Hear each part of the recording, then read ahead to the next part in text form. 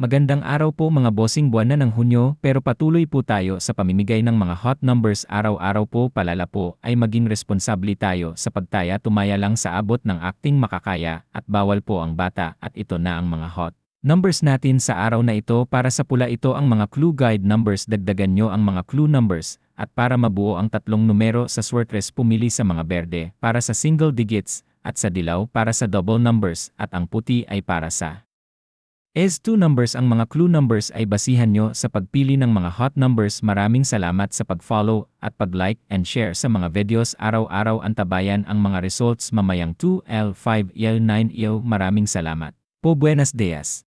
Good luck po sa ating lahat.